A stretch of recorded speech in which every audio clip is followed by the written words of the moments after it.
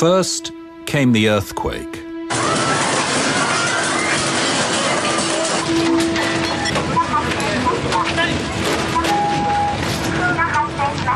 Within a minute of the earthquakes starting to occur, they would have started to experience violent shaking. Some of the instruments in the very sophisticated network in Japan show that these accelerations reached 2 and as a maximum 3G. So, you know, at 1G, anything over 1G, your feet don't stay on the floor, you're airborne. They were shaken very violently for a good 3 to 6 minutes.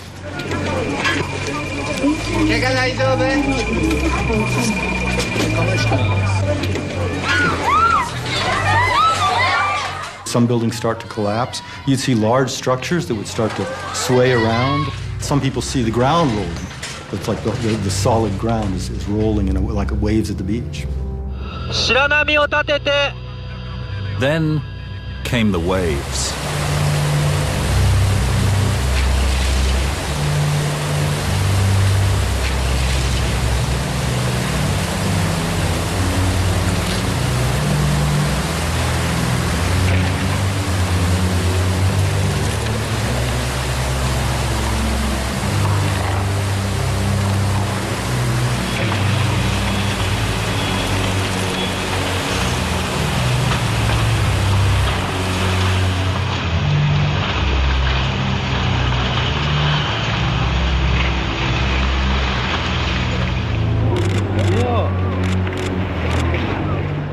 The earthquake happens off the coast of Sendai on Friday afternoon about 2:45. The tsunami appears some 20 minutes later, something like that, depending on where you are. From the time the earthquake started until the arrival of the tsunami, you've probably got about 20 minutes, and you've already lost about 10 of them just through the shaking and trying to negotiate your way out of the building. That's what I would estimate. So you've got about 10 minutes now, and you've got in many cases, I think, these people had a long way to go. The meteorological agency has issued a tsunami warning for Japan's Pacific coast. People near the coast should evacuate immediately to higher ground.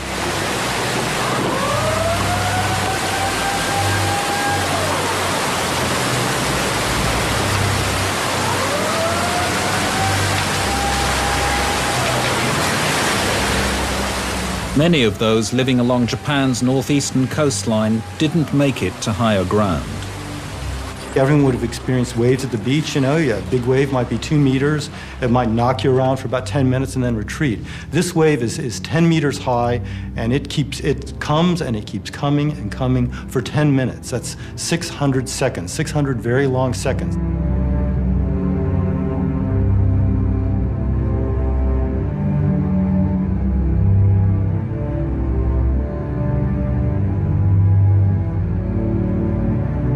In the space of 10 fatal minutes, thousands of men, women and children were swept away to their deaths.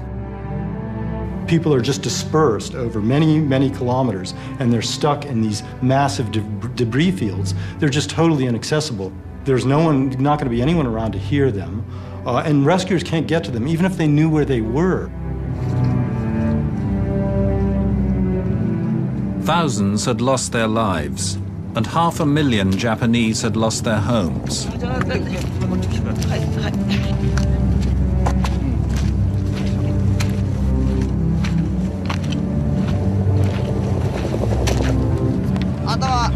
The scale of this double disaster was beyond comprehension.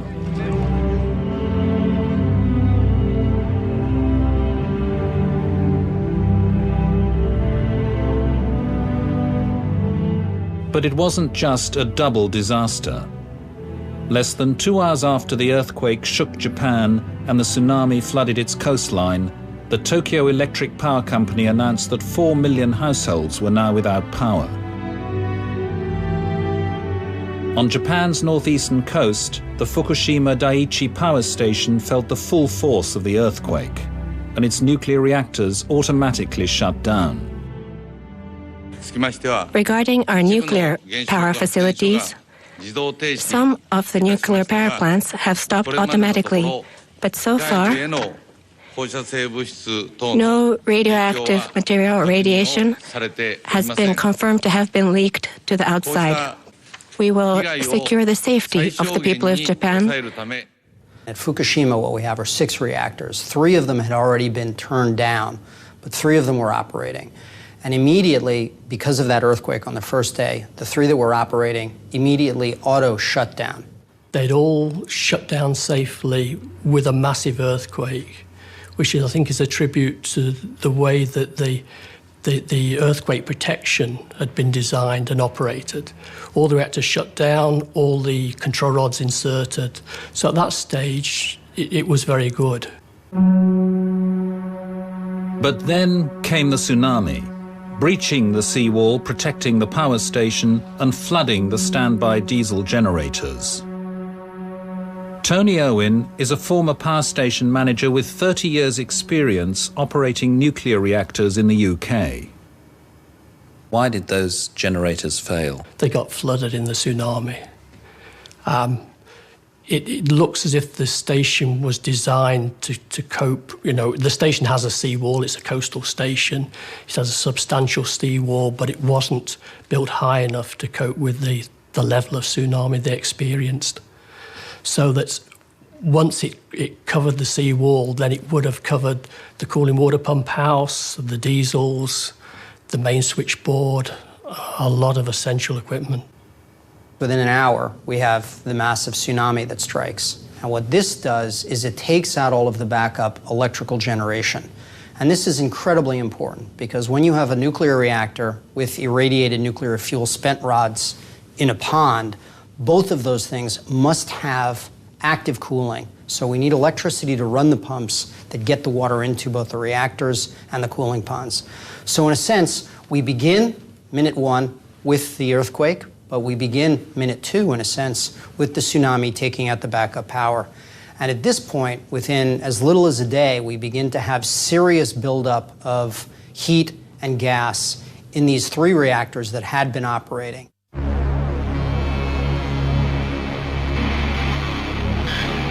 24 hours after the earthquake struck Japan, the roof blew off Unit 1 at the Fukushima Daiichi power station.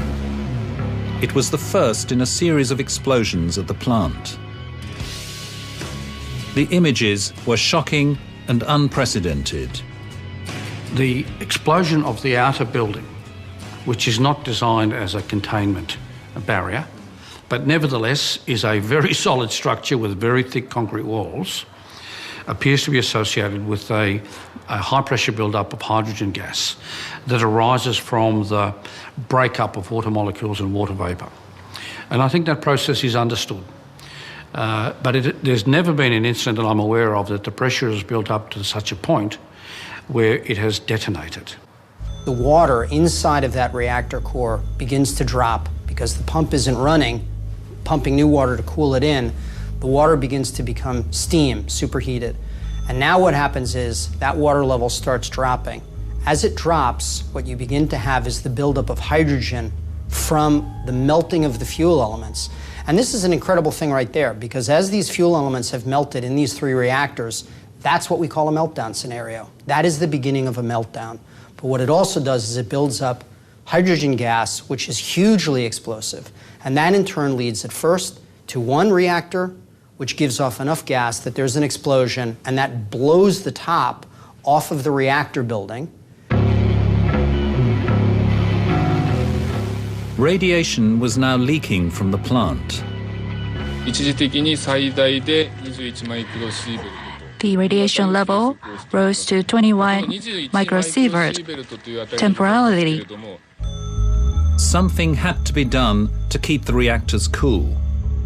As a last-ditch measure, the decision was taken to pump seawater in to cool them down. If you were the manager of the plant and you were giving the order for seawater to be pumped in to cool the reactors, what would be going through your mind? I've just written off the plant. So, I mean, in a way, this is a 40-year-old reactor. It was due to shut down very shortly, if not this year. But it'll give them all sorts of problems because they've now got seawater inside the reactor, which will start to cause corrosion problems.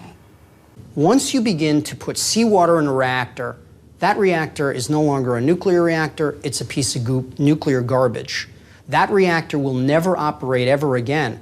But the reason for that is that the salt water now in the reactor is corrosive and begins to eat away the steel from the reactor.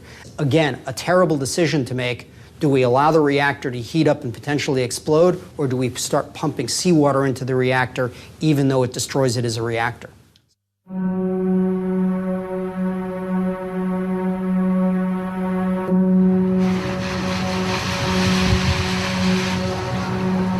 As workers at the Fukushima plant battled to control the reactors, the Japanese Red Cross travelled 200 kilometres north. The scene that greeted them was one of utter devastation.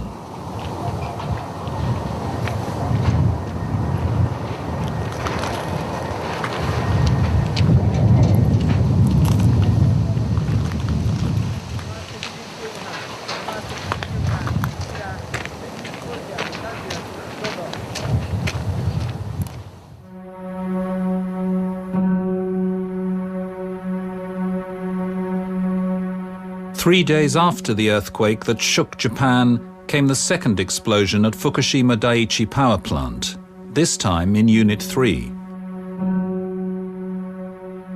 The next day came a third explosion, this time in Unit 2. The explosion appears not to have compromised the course of the buildings in which they occurred. So that's a good thing.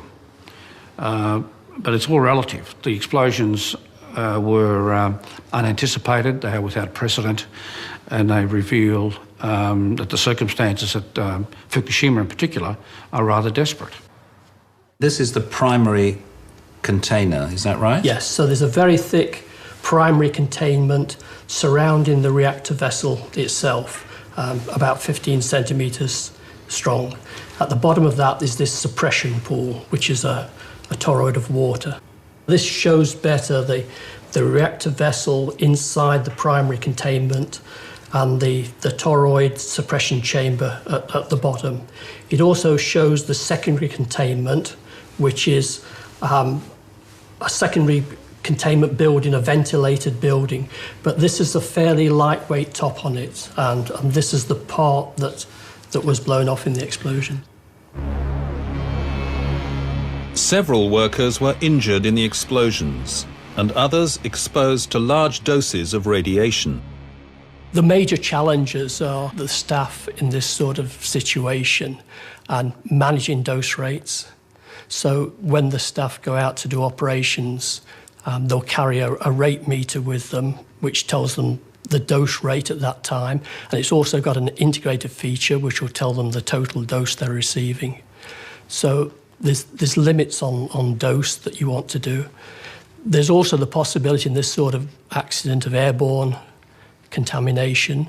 So they would normally go in a plastic suit with breathing apparatus to enter the sort of reactor areas.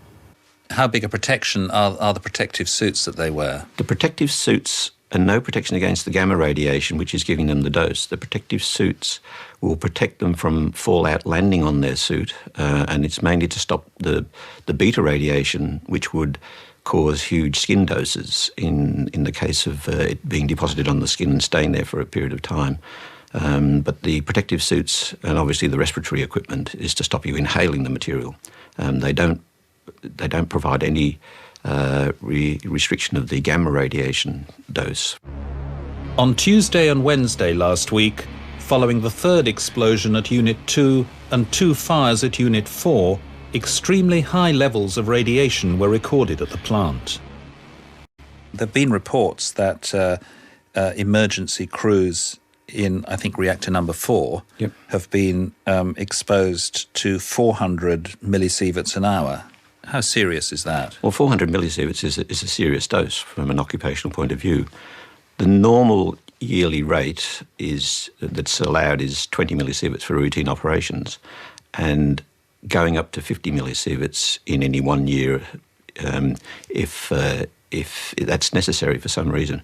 In emergency situations, the International Commission on Radiological Protection recommends that planning should occur within a range of 20 to 100 millisieverts, but that people shouldn't really see 100 millisieverts in one event unless it's totally unavoidable to save life or to save massive destruction of equipment.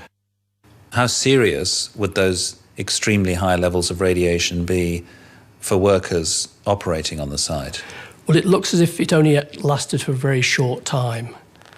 Certainly the one that was reported, which was 400 millisieverts an hour, which is a very high dose, seemed to be only for a short time. But they certainly have had to evacuate workers at various times because of the radiation levels. The concern being expressed was that a core group of workers still on site, working in shifts of 50, could develop acute radiation sickness.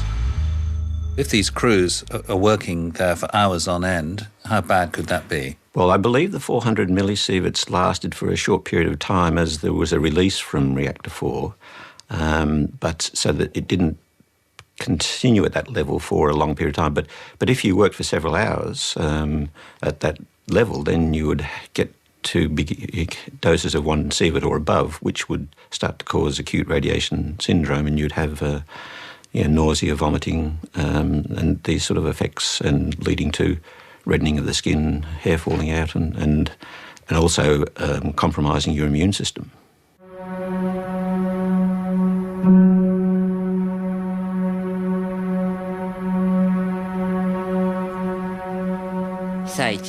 The terrible situation in the devastated area, it deeply saddens my heart.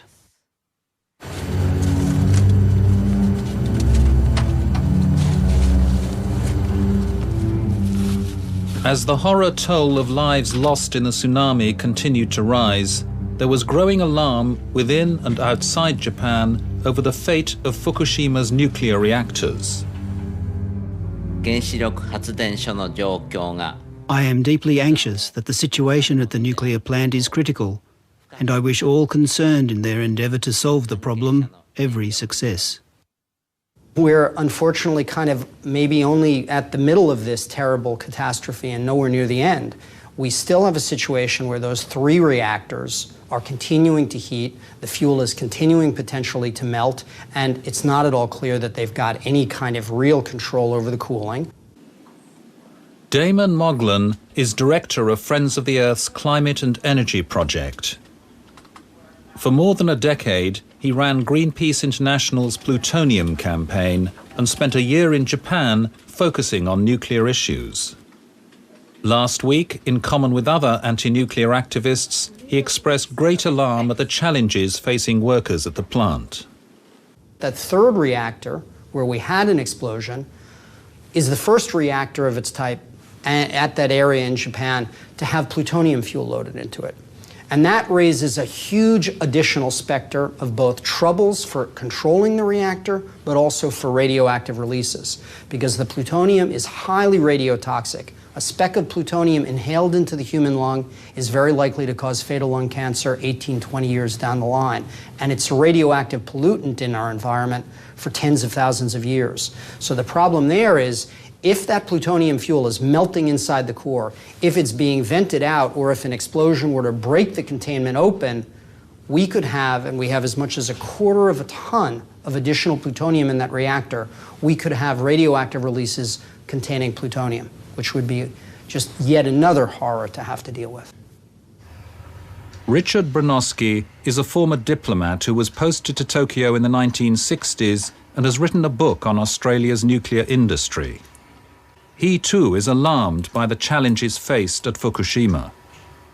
I'm particularly worried about unit number 4, where we've got a massive number more of the spent fuel rods in the so-called swimming pool, keeping them cool, than are in the reactor. Now, what's happened is the water has lowered in that, exposing those rods. They've built up their heat and they seem to be damaged too.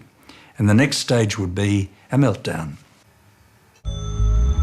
In Unit 4 last week, water covering hundreds of nuclear fuel assemblies was falling dangerously low. Spent fuel is highly radioactive. In order to keep it stable, it's submerged in cooling ponds. That's one of the classic images of the nuclear industry. One is the reactor dome, and the other is that cobalt blue swimming pool with the eerie light. Those spent fuel rods are high-level radioactive waste. The problem area now is the spent fuel ponds, and particularly Unit 4. Unit 4 was shut down in November, so at the time of the accident it was in a shutdown state. But because it was shut down for maintenance, one of the actions they'd done was to remove all the fuel out of the core and put it into the spent fuel pond, which is in the secondary containment at a high level in the building. So there was a full core, that's 548 fuel assemblies were in that spent fuel core. And because the reactor was operating up to November, there's still got significant decay heat. How much spent fuel are we talking about here? The full core load for Unit 4 would be about 98 tonnes of uranium. So it's a substantial quantity. That sounds quite alarming. Well, it obviously is an absolute priority to keep that cool.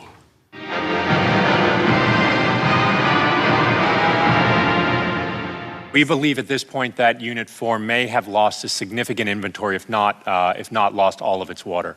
And that Unit 3 is in danger? Well, I would say what we know at Unit 3 is that there's possibly, again, and our information is limited, so what we believe is that there is a crack in the spent fuel pool for Unit 3 as well, which could lead to a loss of water in that pool. As the crisis escalated, the head of the United States Nuclear Regulatory Commission delivered a pessimistic report to Congress. The same day, military helicopters were brought in to start spraying the plant with water. By now, more than 200,000 people had been evacuated from a 20-kilometre zone around Fukushima. But some remained stranded inside the exclusion zone. We weren't told when the first reactor exploded. We only heard about it on TV. The government doesn't tell us anything. We're isolated. They're leaving us to die. It's not just the government which has faced fierce criticism. The disaster at Fukushima has hit the Tokyo Electric Power Company hard.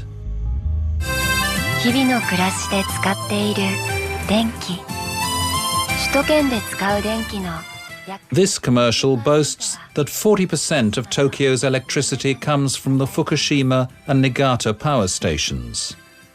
But the company has had a checkered history.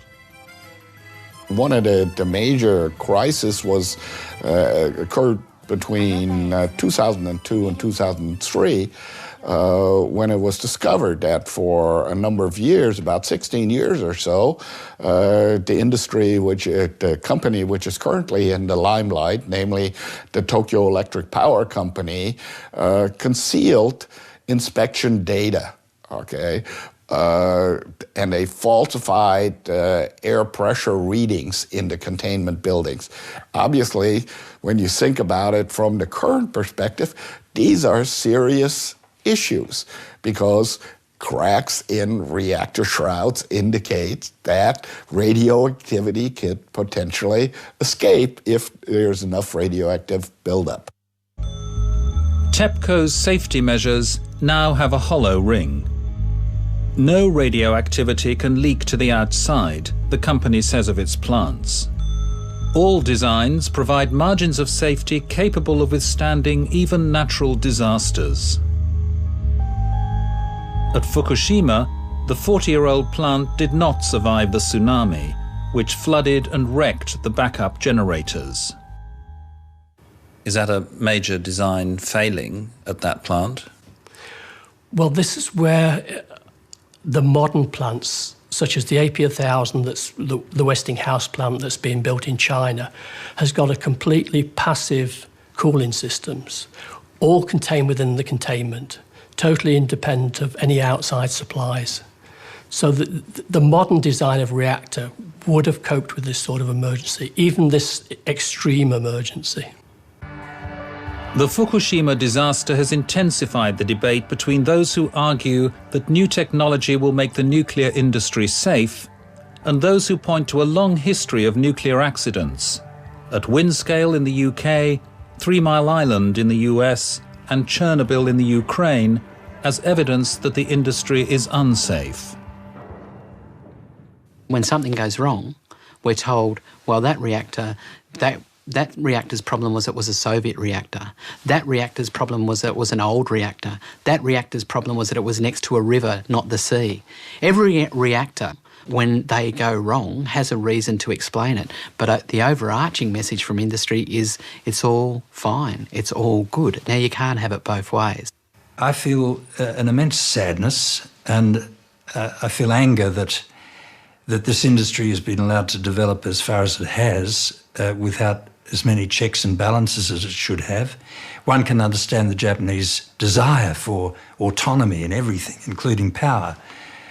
But I think there's a mafia, just as there is in France, just as there is in South Korea, just as there was in Russia, to some extent in Britain, of secrecy held together by a nuclear priesthood. And the priesthood says, look, trust us, we know.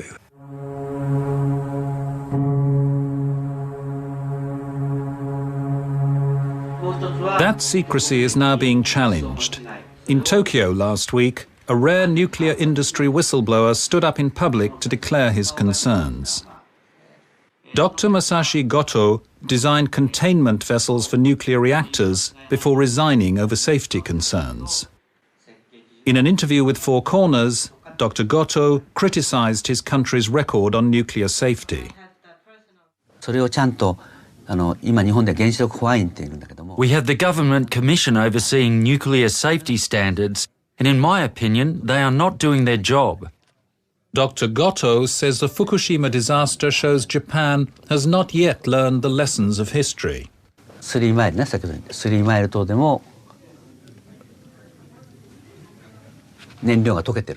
At 3 Mile Island, the nuclear fuel melted. Fuel is melting here now. We have to design reactors to withstand melting fuel rods. Right now, the reactor will break down due to the heat generated by the melting rods. And he claims that profits take precedence over safety. No one says it officially or openly. When setting standards for future earthquakes, the thought is of money. How much is it going to cost? This underlies the government's decision-making. They're thinking the costs could have bad repercussions for the economy. That's what I think. Few deny that the Fukushima disaster will hit the industry hard. And in Australia, that will be felt by the miners and exporters of uranium. Australia's mines contain 40% of the world's uranium reserves and produce around 20% of the world's supply, amassing close to $1 billion in export earnings. Japan takes about a fifth or a sixth of our uranium, and we supply about 20 or 22% of theirs. Was Australia's uranium being used at Fukushima? Look, I think the Australia's uranium companies export to Japan, and it's they have commercial in confidence contracts with the companies in Japan, so they don't reveal the utilities to whom they export, but they will have exported to that company from time to time, and probably will do so in the future. On the face of it, at least, the uranium industry is maintaining a positive outlook. How damaging will it be to the nuclear industry worldwide?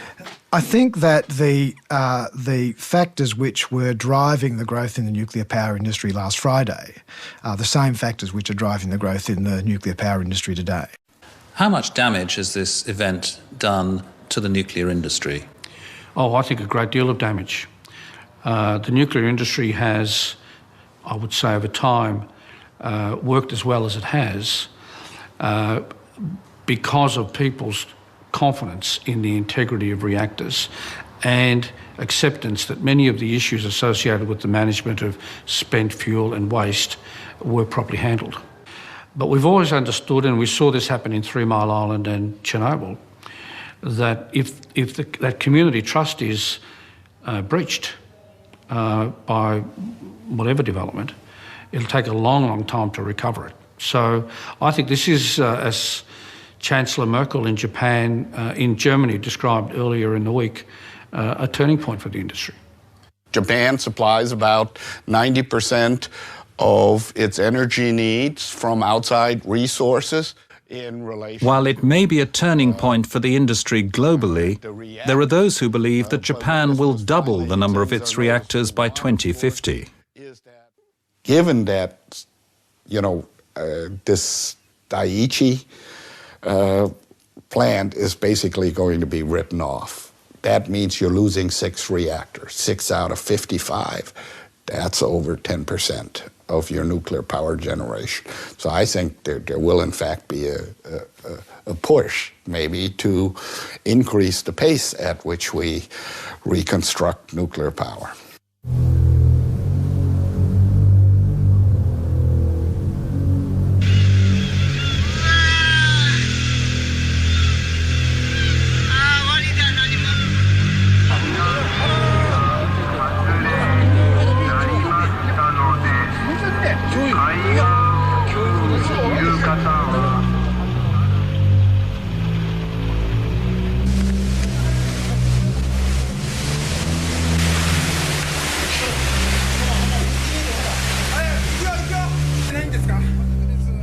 For hundreds of thousands of ordinary Japanese, the past 11 days have been a cascading sequence of harrowing catastrophes.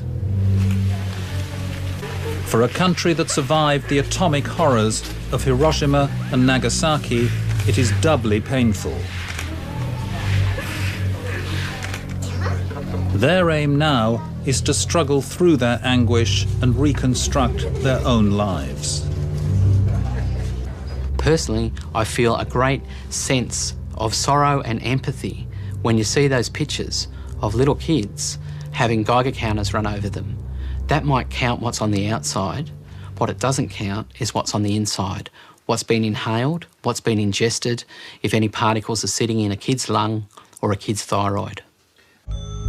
Even now, the worst-case scenario remains of a catastrophic meltdown at Fukushima's nuclear reactors and greater releases of radiation in the wider community. The job of preventing that lies with those inside the plant.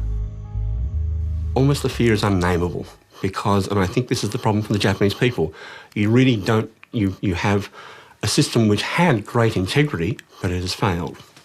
And you really don't know where it could stop. The worst thing, obviously, is the equivalent of a dirty bomb of one of the reactors physically exploding and dispersing as radioactive particles.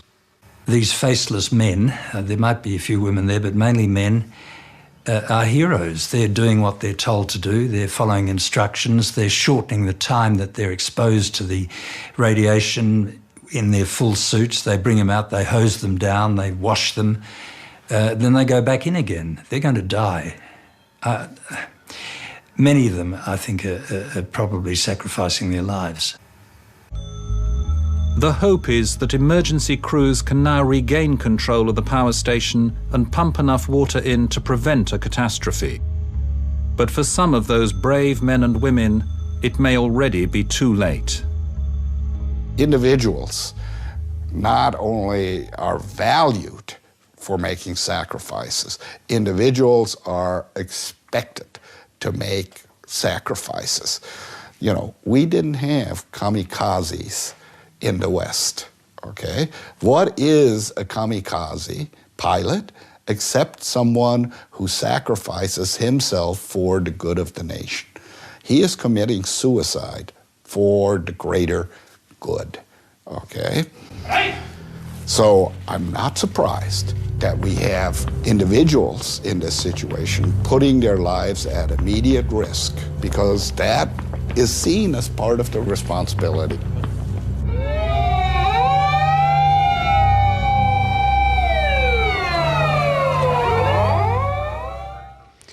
There are huge stakes in play for the world's most powerful governments and for the nuclear power industry, not to mention the public at large, as the full implications of the Fukushima nuclear crisis are becoming clearer.